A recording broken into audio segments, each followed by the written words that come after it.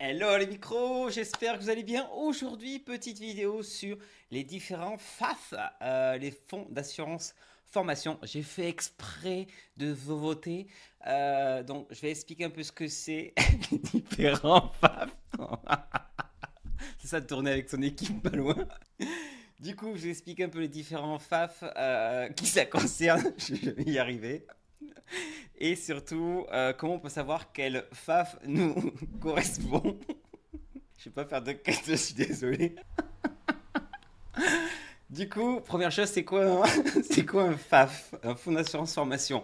C'est un organisme qui va financer les formations professionnelles. En micro-entreprise, on a droit au CPF, donc le compte personnel de formation, et on a une autre financement de formation via le CPF, la CFP, pardon, la CFP, je vais y arriver, c'est la cotisation formation professionnelle. En gros, quand tu déclares ton chiffre d'affaires, tu as une ligne contribution à la formation professionnelle et dont le montant dépend de ta catégorie d'activité, 0,1, 0,2, 0,3%.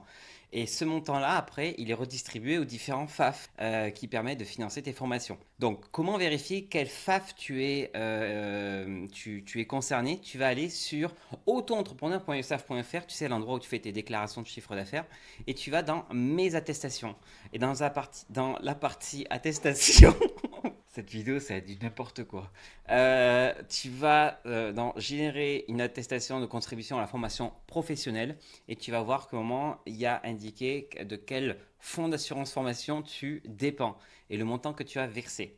Donc une fois que tu le sais, tu vas pouvoir voir la suite de la vidéo, du coup, qui te concerne et surtout quels sont les différents plafonds de financement. Tu as en premier le FIFPL, c'est le Fonds interprofessionnel de formation des professions libérales. En gros, c'est le FAF pour les activités libérales, la médecine douce, la communication, le développement web, la traduction, etc.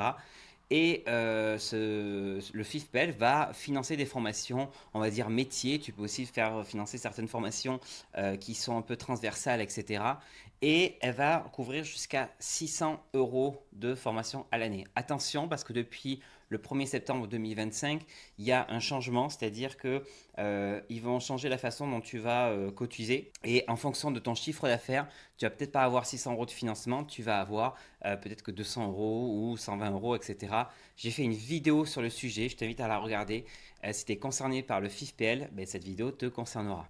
Donc en fait, le FIFPL occupe uniquement les activités libérales. Tu as après l'AGFIS, qui est l'association de gestion du financement de la formation des chefs d'entreprise. Donc ça, c'est pour toutes les activités dites commerciales qui dépendent de la CCI. Et cet organisme va en gros financer des formations qui peuvent aller jusqu'à 3 000 euros par an et des fois spécifiquement 5 000 euros. Alors ça va concerner quelles activités? Ça va concerner les activités par exemple de transport de marchandises, tu vas avoir aussi des activités de e-commerce, de la restauration, l'hébergement, etc. Donc là, si tu es dans ces cas-là, tu dépends de l'AGFI. Et après, tu as le FAFCA. Le FAFCA, c'est le Fonds d'assurance formation des chefs d'entreprise artisanale.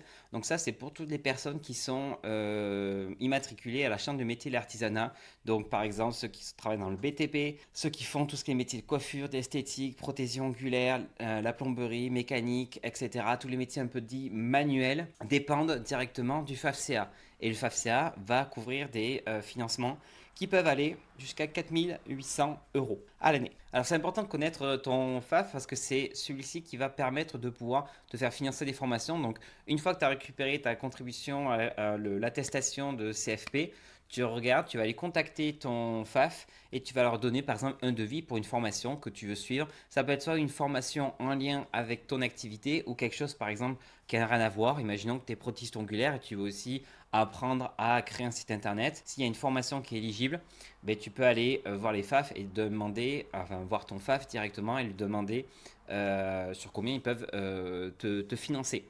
Donc vérifie bien avec eux. Il faut si possible que les formations soient, enfin les organismes de formation ont une certification qui s'appelle Calliope, mais ça je ferai une vidéo dédiée sur comment te faire financer des formations en micro-entreprise. Donc abonne-toi à cette vidéo et je te dis à très bientôt. Salut, ciao.